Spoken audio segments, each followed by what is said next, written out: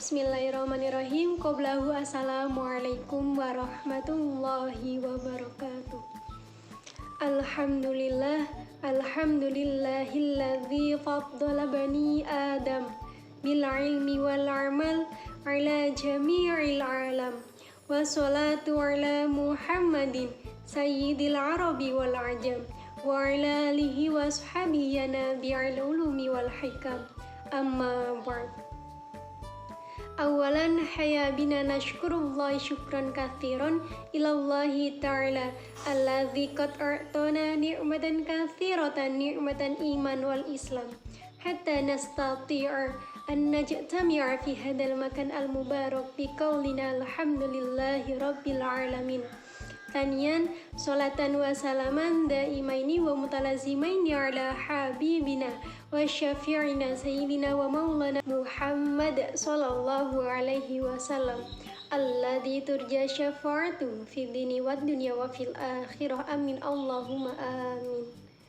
Baiklah teman-teman, sebelum saya memasuki pembahasan inti terkait jawaban yang akan saya sampaikan mengenai soal ataupun pertanyaan yang telah diberikan oleh Ibu Nuriah MPDI selaku pengampu dosen mata kuliah Al-Quran Hadis dan pembelajarannya yang saya tadimi serta saya hormati, dan kita tunggu-tunggu ilmu barokah manfaatnya untuk kita semua. Amin Allahumma amin.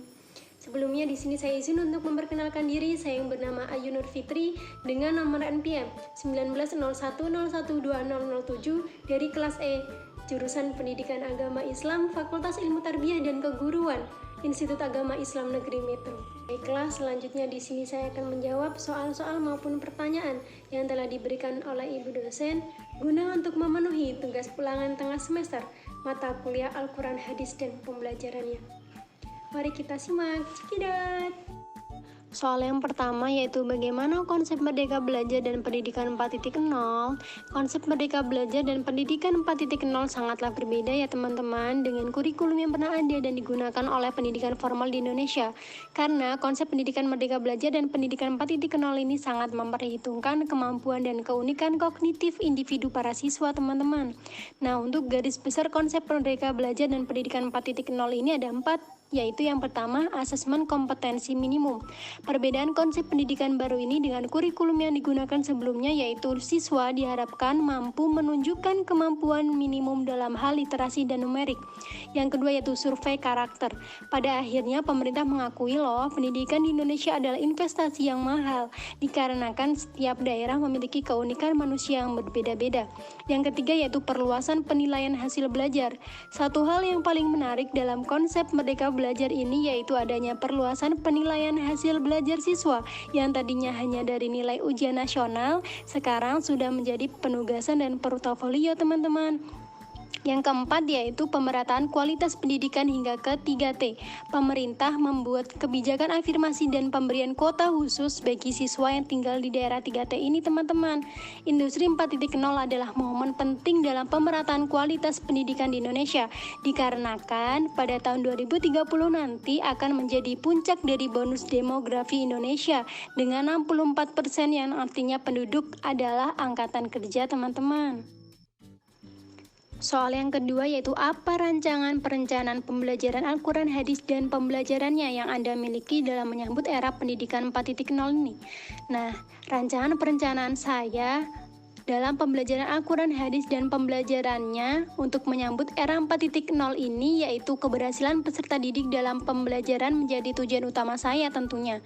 Tanpa adanya perencanaan, kegiatan yang seharusnya bisa dilakukan dengan baik justru menjadi berantakan karena tidak adanya gambaran ataupun manajemen kegiatan yang akan dilakukan, tidak terkecuali untuk kegiatan pembelajaran. Nauzubillahi min zalik ya teman-teman. Nah, bagi seorang pengajar, merencanakan kegiatan pembelajaran adalah sesuatu yang wajib dilakukan agar tercapainya sukses pembelajaran yang akan dilakukan. Salah satu dari langkah yang harus dilakukan oleh seorang pendidik yaitu Menyusun perencanaan pembelajaran. Kegiatan yang terus-menerus dan menyeluruh dimulai dari penyusunan suatu rencana, evaluasi pelaksanaan dan hasil yang dicapai dari tujuan yang sudah ditetapkan. Perencanaan pembelajaran adalah memproyeksikan tindakan apa yang akan dilaksanakan dalam suatu pembelajaran. Nah, langkah ini bertujuan agar memperoleh kemajuan dalam perkembangan dan belajar peserta didik, teman-teman. Selain dari itu juga guru bisa memahami peranan dan tugas yang harus dicapai oleh peserta didik sehingga memproses dalam pembelajaran tersebut akan berjalan sesuai dengan yang diinginkan. Amin. Soal yang ketiga yaitu bagaimana strategi pembelajaran Al-Quran, hadis, dan pembelajarannya dalam menghadapi tantangan era pendidikan 4.0. Nah, strategi pembelajaran di era revolusi industri 4.0, guru sangat amat berperan penting nih dalam pendidikan di era revolusi industri 4.0. Nah, ada 3 hal penting yang harus dilakukan oleh seorang guru berdasarkan yang telah dipaparkan oleh Sukartono 2018, yaitu diantaranya yang pertama, siswa mampu menciptakan pekerjaan yang saat ini belum ada, menyiapkan siswa untuk menyelesaikan masalah yang belum ada, dan menyiapkan anak untuk mampu menggunakan teknologi. Untuk mempersiapkan siswa menghadapi era revolusi industri 4.0 bukanlah suatu perkara yang gampang loh teman-teman. Guru sangat membutuhkan loh strategi pembelajaran yang mampu memfasilitasi siswa untuk berkembang. Nah, yang kedua yaitu strategi pembelajaran berpengaruh terhadap pola pikir dan apa yang akan dihasilkan siswa kelak. Dikarenakan pemilihan strategi sangat berperan penting dalam menyiapkan siswa menghadapi era revolusi industri 4.0. Yang terakhir yaitu yang ketiga, siswa dalam belajar proses pembelajaran yang terjadi adalah teacher center. Guru sebagai sumber informasi satu-satunya yang di dalam kelas, guru menjelaskan pembelajaran, siswa diberikan waktu untuk menyalin maupun mencatat di papan tulis, siswa mengerjakan latihan soal, pembahasan, dan dilanjutkan dengan penilaian untuk anak yang memperoleh nilai yang baik, mendapatkan apresiasi dari guru. Soal yang keempat yaitu bagaimana pengembangan media pembelajaran Al-Quran, hadis, dan pembelajarannya yang sesuai dengan era pendidikan 4.0, sebutkan contohnya. Nah, membahas mengenai media pembelajaran itu sendiri yaitu seperangkat alat ataupun materi yang digunakan untuk menyampaikan pesan-pesan dalam proses belajar mengajar dari penyampai pesan ataupun disebut sebagai pendidik kepada penerima pesan yang disebut dengan peserta didik untuk mencapai tujuan yang telah ditetapkan secara efektif dan efisien.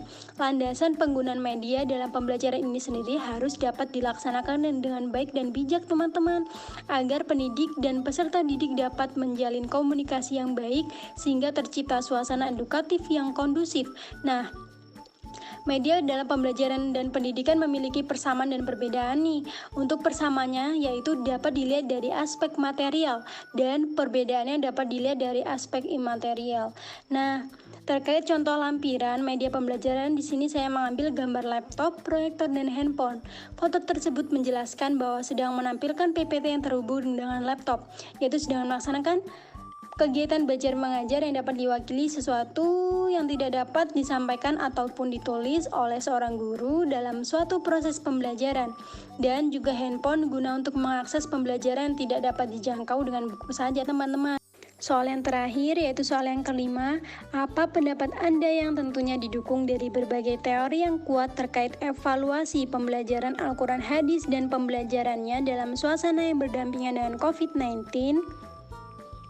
Pembelajaran di era pandemi adalah sebuah tantangan baru di dunia pendidikan teman-teman. Selama berjalan setahun lebih pandemi COVID-19 ini, pembelajaran di sekolah menerapkan sistem pembelajaran jarak jauh atau dalam jaringan yang biasa kita sebut dengan daring. Mengevaluasi dan mengulas bagaimana perjalanan pembelajaran secara berani dalam masa pandemi dengan cara menggunakan metode observasi ataupun menelusuri selama proses pembelajaran dan kuesioner di akhir tahun pelajaran dengan tujuan untuk mendapatkan data dari sampel peserta didik dan wali peserta didik. Penelitian ini menggunakan analisis deskriptif. Kegiatan pembelajaran tatap muka sangat dibutuhkan bagi peserta didik sebenarnya, guru dan juga orang tua atau wali peserta didik. Meskipun situasi dan kondisi masih dalam masa pandemi, pembelajaran tatap muka bisa dilaksanakan dengan tetap menerapkan disiplin protokol kesehatan ya teman-teman.